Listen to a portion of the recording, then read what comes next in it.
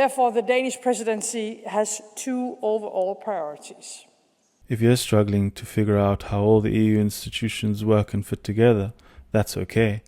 It's about as complicated as untangling corded earphones that have been stuffed into your pocket.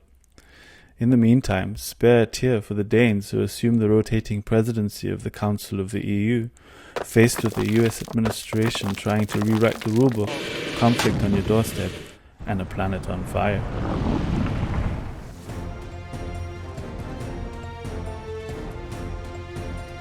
This is the EU report. In this video, we'll see that understanding how the EU works is a solvable problem, and we'll untangle some of the impasses the Danish presidency is likely to encounter during its stint at the helm.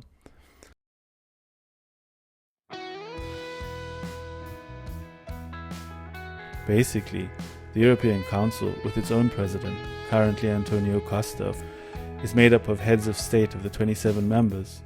It sets the EU's political agenda, deciding on the overall direction of political priorities.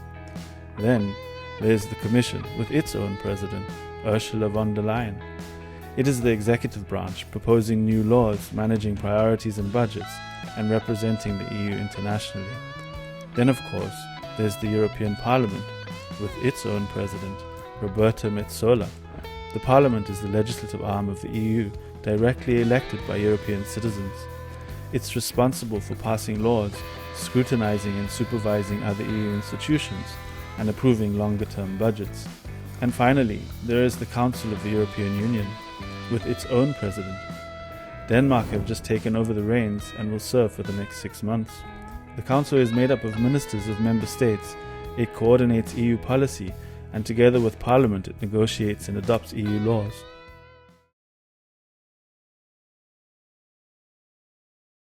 With all these presidents, it's tough to see the value of taking over the rotating presidency of the Council of the European Union, and for a mere 6 months at that.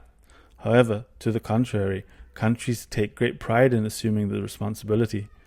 Much like a host entrusted with throwing a dinner party for a collection of important guests, planning, preparing, and making sure everyone feels welcomed and accommodated. The presidency allows the anointed to set priorities for the work of the Council of the European Union. It's also an opportunity to flex administrative capabilities to get things done. However, the role is limited, as the presidency functions as an honest broker, driving the EU prerogatives, not national interests. Denmark took over the presidency with the slogan, "A strong Europe in a changing world," something that's on everyone's mind now that the guy in the White House has shown his cards, and Europe can obviously read the writing on the wall. Along with this motivational slogan, Denmark has set two broad priorities. The Danish presidency has two overall priorities. Of course, first of all, a secure Europe, and secondly, a competitive and green Europe.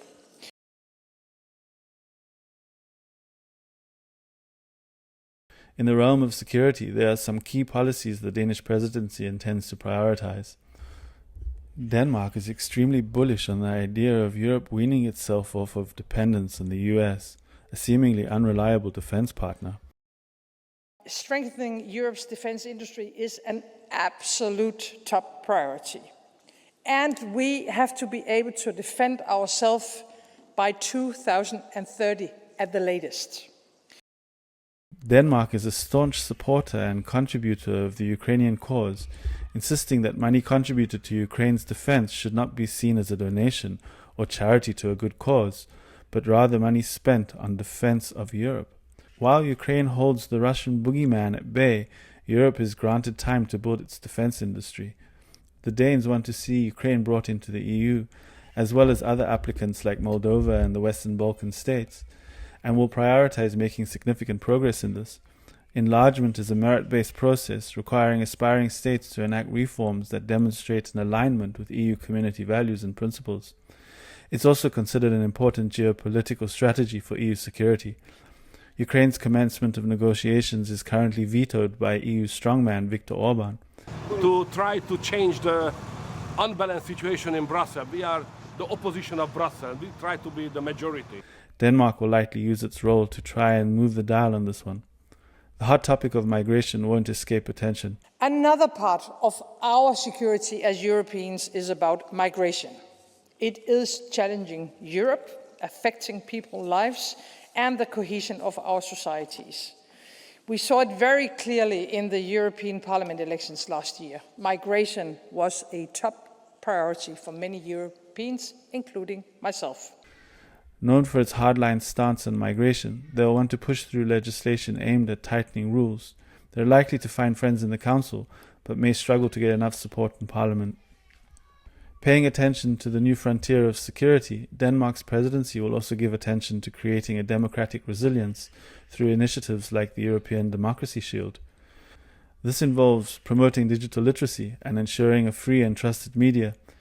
It also involves the noble, albeit thankless, task of regulating big tech and fighting disinformation. Protecting children online and ensuring the youth don't get into stupid trouble online is a key part too.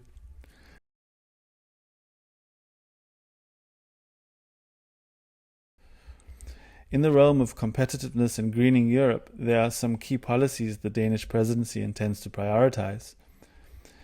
In an effort to strengthen long-term competitiveness, some of the legislative burden on businesses, citizens and authorities must be reduced. The Commission has driven the simplification process through a collection of omnibus bills, which the Danish presidency has indicated they will champion through their development. The EU multi-annual budget will be presented by the Commission soon. Not much is expected to result from the rotating presidency, as the discussion is only expected to fructify by 2027. However, it is worth noting that Denmark, typically a member of the frugal budgeters, has shifted its position, embracing a level of flexibility mostly governed by a need for security spending. While much of the momentum in EU political spheres has U-turned from the previous over-enthusiasm of green policies, Denmark has prioritized and coupled greening EU policy with developing its competitiveness. It will be an interesting balancing act with high stakes attached. The EU's reputation as a leader in environmental legislation is being pitted against the real-world binds of member states. The Commission has proposed simplifying the rules, with things like slashing greenhouse gas reporting obligations, and further pressure is expected from member states. At the same time, there is a security priority that feeds competitiveness, reducing reliance on Russian energy and developing clean, affordable energy within the Union. Some progress will have to be made, but it will not be easy. Another key priority for Denmark's presidency will be to ensure the EU continues to develop trade networks with strategic partners, safeguarding the rules-based system. With the antagonistic approach of the Trump White House and its unpredictability, focus is likely to shift towards finding partners who want to play by the same rules, while still hopeful that a negotiated solution is achievable with the US. Considerable effort is being put into developing trade relations in South America, India, and Southeast Asia, although the presidency will have its hands full ensuring the EU does not become a dumping ground for cheap goods that cannot find their original markets. If you're still with us, well done. You're now set for the next 6 months of EU bureaucracy. Exciting times. You may even be able to get street cred for naming the presidents of EU institutions, or maybe even commenting on the top policy priorities like a pro. This has been the EU Report. Until next time.